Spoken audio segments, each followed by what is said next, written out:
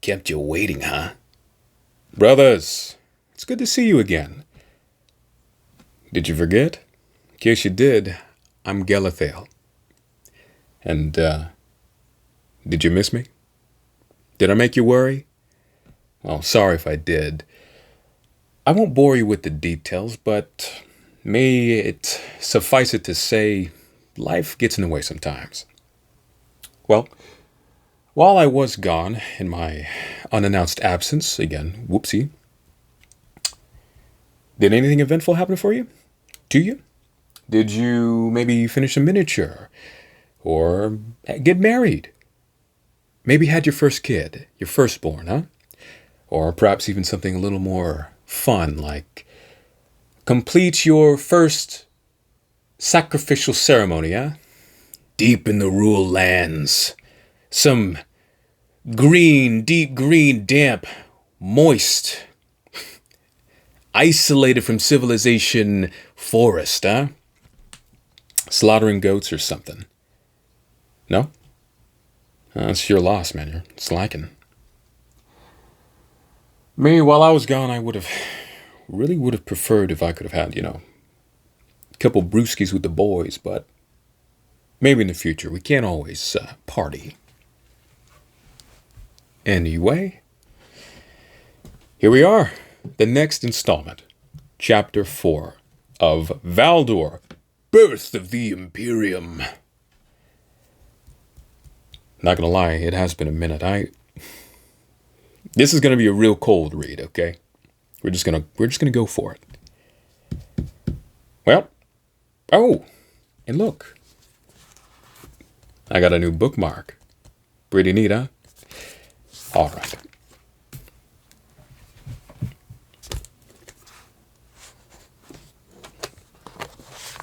I was there the day Horus slew the Emperor.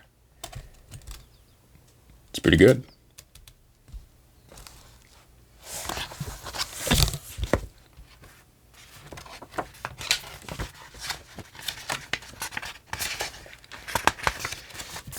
We'll keep the eye on us at all times, a reminder of where we are, how far we've come, how far we have to go, to the next chapter, to the end of the story. We're almost there. Well, not really. They're like 18 chapters.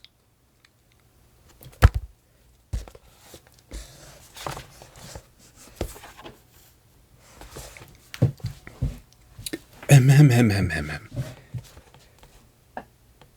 4. Ofar was uncomfortable in his uniform. He was uncomfortable in most uniforms and most clothes, and had come to accept that his physical dimensions meant that he probably always would be. He had been gangly since birth, possessed of limbs that constantly seemed to be trying to make their own way in the world. Now he was old, too. He was older than he'd ever expected to be, his life extended by the treatments available in this terrifying, exciting new world of possibility. He didn't even know exactly how old he was, since the earliest years in the Banda settlements had been chaotic and violent. But he knew that, had he not left when he did, he would not still be irritably reflecting on ill-fitting clothes, or on anything at all. Occasionally he would ponder the strange turn of events, when his duties allowed him. He could still experience a powerful sense of shock at the pace at which everything had changed. Sometimes, but not often, he would miss the old world with its suffocating heat and variety. Verity, its sense of danger and its essential fragility. The new reality was an austere place, already obsessed with laws and regulations. More scholars had come to Himalaya, they reckoned, than warriors. Already the palace was struggling to feed itself, importing much of what it consumed from lowlands far away. That trend, Ofar thought, could only continue. It was, after all, a ludicrous place to build a city. Still, this is where Uwoma had chosen to come, and where Uwoma went, so did he. That was the one constant. something to cling on to even as the planet around was reshaped and rebuilt into new and dizzying forms. This uniform was particularly scratchy. It had taken a while to put together, he remembered, and they had struggled to get the details right. Most officials in the rapidly growing bureaucracy, which they were already beginning to call with absurd pomposity the Adeptus Terra, seemed to source their robes from bafflingly obscure places, buried under levels of cipher-protected security and knowledge keys. That was not altogether surprising, since the positions themselves were now prized targets, offering a route out of poverty for the gifted and the well-connected. A life of relative drudgery in an archive or a cogitator depot was far more attractive than the windswept alternatives, and so competition was fierce and privileges jealously guarded. Owoma was a powerful woman now, though, and so the right palms were greased and the right passes obtained. Ophar passed for a senior administratum prefectus pretty well. He even had a fake augmetic eyepiece, which gave him a nasty rash, but rounded out the effect to satisfaction. It was astonishing, he always found, the degree to which such flimsy things gave him passage to all sorts of places. Armina had kitted him out with a brace of stolen itent pulses and lockwords, but he rarely needed to use them.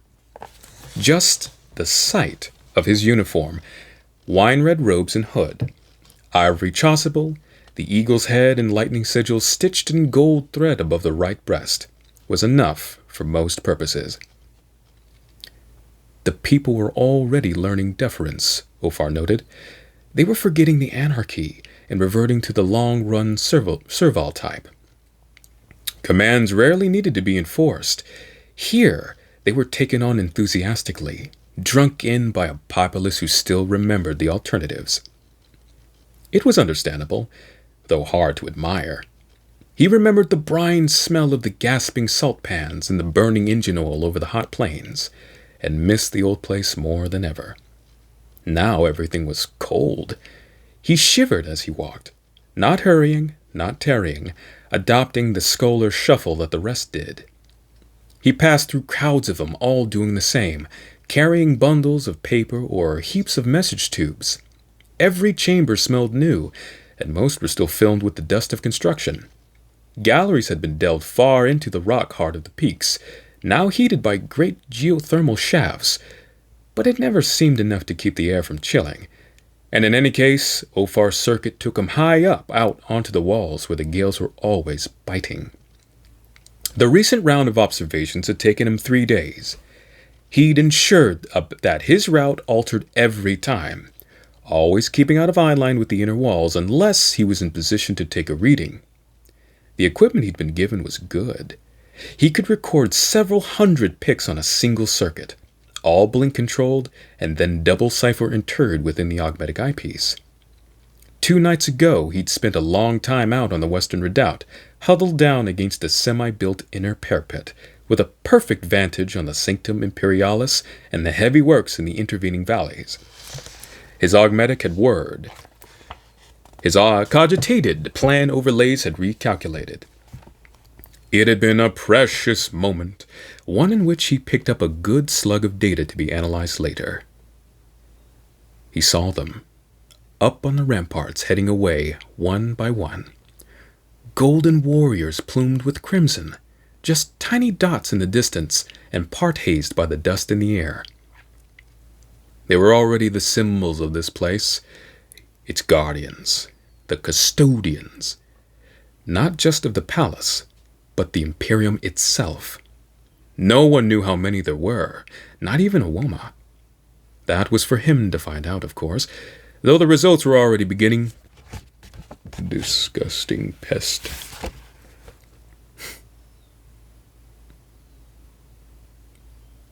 Goob? Though the results were already beginning to surprise him. That had been 2 nights ago.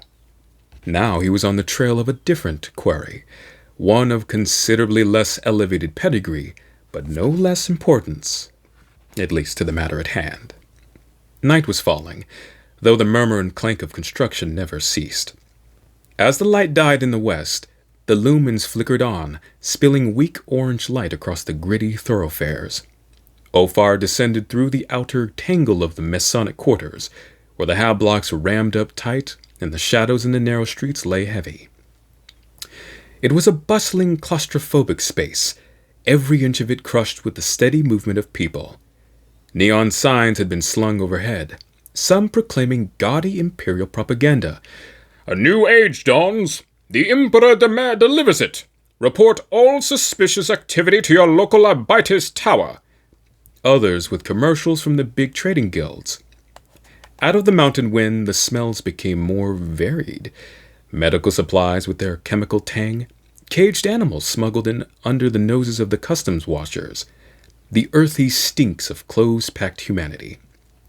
Music blared from cheap voxcasters, tinny electrosynth ballads, stirring military anthems sung by regimental choirs, all blending into a cacophony that swilled and swirled through the narrow passages and made the hubbub of different dialects all the more unintelligible.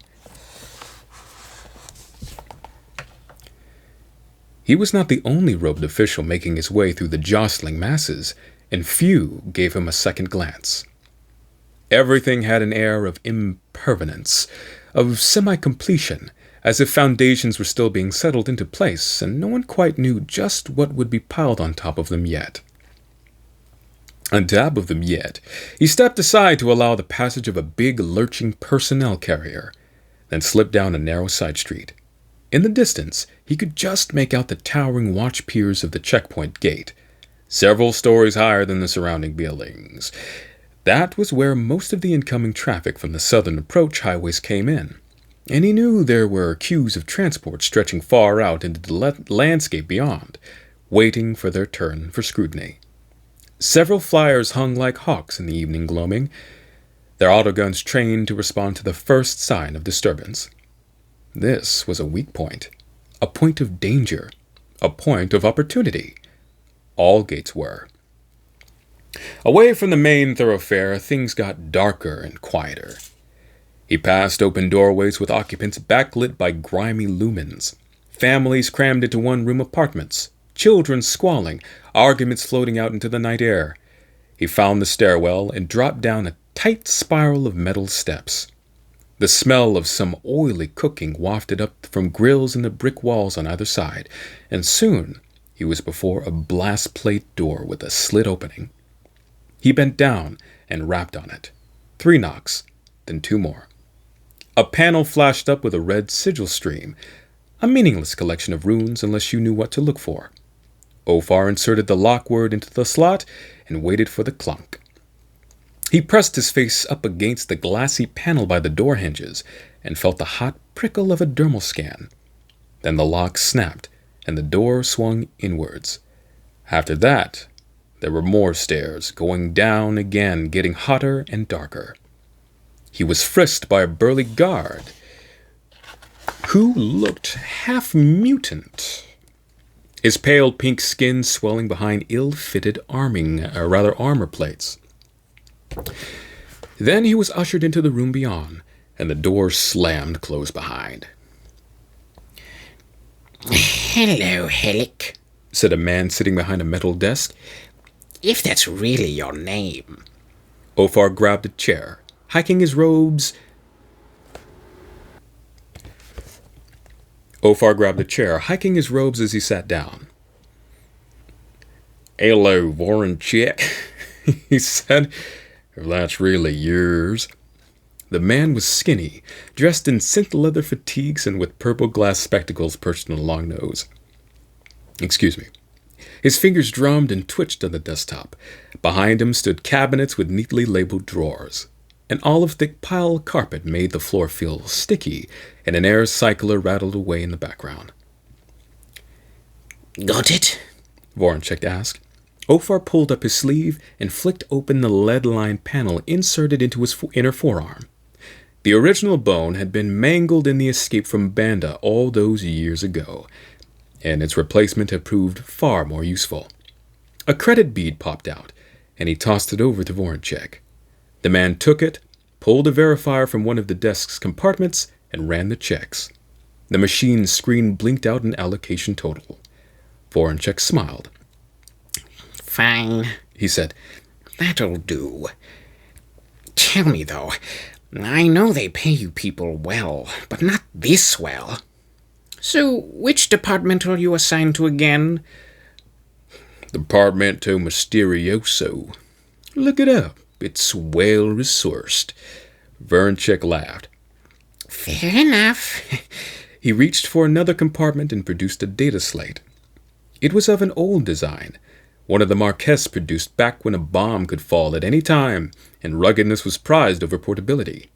The protective sleeve looked as though it had rusted, and its connector plugs were mottled with patina. This has everything for the past 2 months, plus some annexes that we had from an earlier sweep. Consider it a free gift, mostly because you didn't haggle. I don't like haggling. We should be all past that now, don't you think? Ofar took the slate, extended a reader probe, and slid it into the plug. He felt a mild tingle as the input plug bundled into his augmetic reader. The data was there, just as it should be, complete with verifier seals and authentication warrants. Gulp. These were hard to forge, even for those with the resources to try. More than I thought, murmured Ofar, watching the figures slide across his visual field. More than I thought, too, said Voronchek. If you hadn't come down here and started to raise those most interesting questions, we'd never have minded it all. Which makes me wonder who you are again. See, I just can't help myself. These primary seals, what's their origin? Ofar asked again, ignoring him. I don't know. Not ones I've seen before, but they supersede the customs clearance vectors. So someone powerful. You want my guess? These were issued in the Senatorum, right at the top. Or near the top. Look carefully. None of the stock's been skimmed. Even my stuff gets skimmed. And we have the security to make people scared of us. But these detachments, they're all intact. Squeaky clean. Never seen that before. And none were ever intercepted, mother? And none were intercepted? They went right on through, like I said, if you hadn't shown up. But I didn't, Voronchek. I was never here. We never had this conversation. Voronchek laughed. Oh, really? Well, that's more difficult. I have a lot of people who might be interested in this. You pay well, but... We pay very well. Ofar cut off the feed and slotted the security clasp over the slate's plugs. You might want to reflect on that.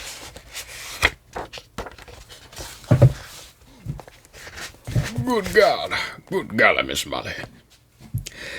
You might like to reflect on how serious we must be to be able to pay you so well, so quickly, without any prior clearance. You might like to further reflect that your operations over the prescribed zones are well known to us, and that your name is not Voronchek but Erlac, and that your blood family, whom I can intermise in detail if you really wish me to, currently reside in Sector 45E of the settled inner urban zone without anything like the appropriate paperwork. And finally, you might like to reflect that knowing all this and having as much resources as we clearly have, it might be best to count your blessings. Take the payment you have been given, and never mention this to anyone else for as long as your gilded existence here continues to be tolerated. Voronchek hesitated.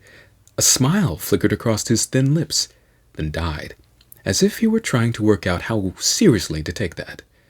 Ofar never let his eyes drop, but waited patiently. See, if you put it like that... I'll be going now. Ensure that any copies of this are destroyed. Do not have me followed, and do not speak of this to anyone. I think we understand one another.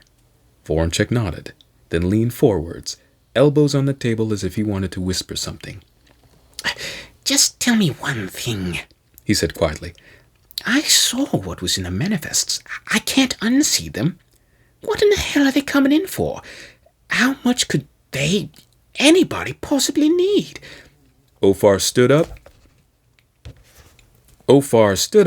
stowing the slate within his robes. I don't know, he said, making ready to leave. That's the problem.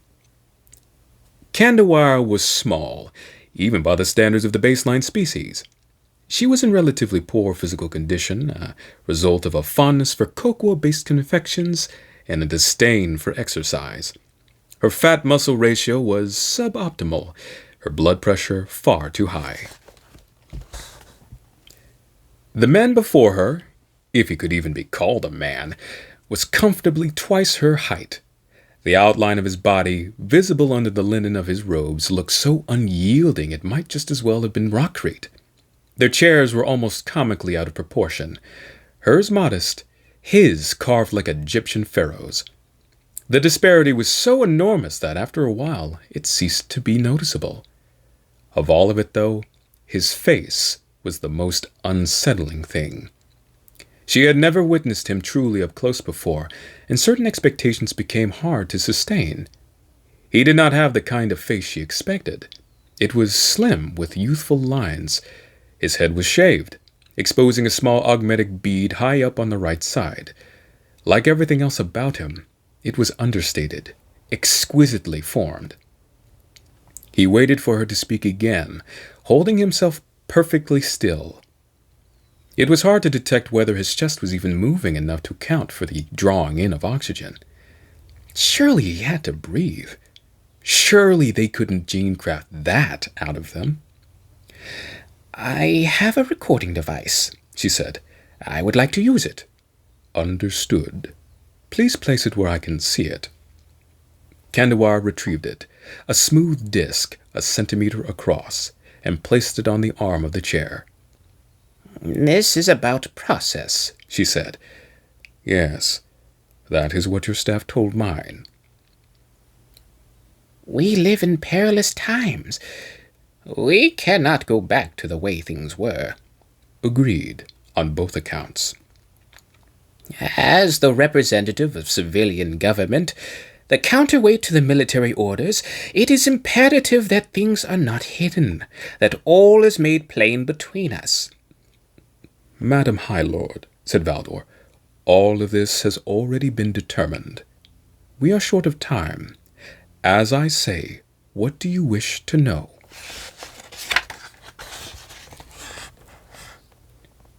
Kandawar found herself strangely reluctant to begin, now that the moment had come. It was as if, having come so far, reaching the end was something to be swerved away from. She gestured to the disc, and it pulsed into a soft standby light. I would like to begin with Marlin Sen, she said. Marlin Sen, Valdor replied. That is not a name I recall with any fondness. Well, there we are. He's always watching. The end of that chapter. Good. Fun. You can tell. Something about hitting that record button makes me a little jumpy. Makes me a little uncomfortable, but that's what practice is for, right? And I missed a little bit. Okay, I admit that's on me. All those days I could be pretty good. But it felt pretty good, I don't know, three-fourths there. Finally starting to get out of my head and feel a bit more comfortable. And it comes more naturally. Well, anyway, you know the rule. One take. That's the rule. That's it. Don't matter how it go. One take, we send it. Anything else? Well, you'll just have to take my word for it. Things are good, and I will do what I can to post as often as I can. You just got to take my word for it, okay? I promise. I won't go out of my way to disappear like I did again, okay? And I think I'm not entirely sure how posting all the things that you can post on YouTube, right? I think there's a way I can send out like notifications. Look, I'm just a little guy. I ain't worried about Twitter. And even if I had 100,000 subs or something, Do I want to go to X? Buddy, I've avoided X? this long. I'm probably going to keep avoiding it. Who cares? But I think there is something I can, like a little message I can send out over YouTube in case I, miss a day or something pops up and be like, late upload. I know this is like a hobby, but I could at least halfway pretend to really be invested. I mean, I'm here, aren't I? I showed up. Also, thanks for watching. Thanks for stopping by. None of you varmints have said anything yet in the comments, but, you show up. I can see that. I appreciate that. Well, that's about it. That's all I can think of. Yeah, who cares? Once again, I'm Gelathael. Thanks for watching. Y'all take care now. Bye-bye.